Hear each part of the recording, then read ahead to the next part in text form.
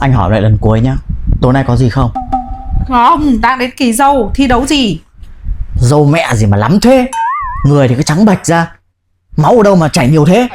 Vừa mới chảy hôm nay, đã hết đâu. Anh không biết đâu.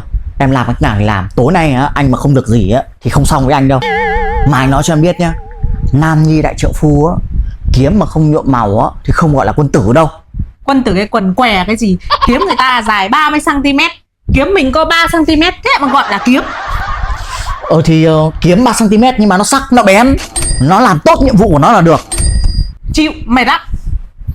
Đấy, mày đàn bà đấy, lúc nó cần nó vật ngứa mình ra, nó làm tới, làm cho bằng được. Đến lúc mình thèm tí thì mày hết đèn xanh đèn đỏ, lại đến dâu tây mà chả dâu ta. Tầm này mà muốn gặp mặt thằng này tốt nhất là lên chùa. Đây đăng ký khóa tu đây.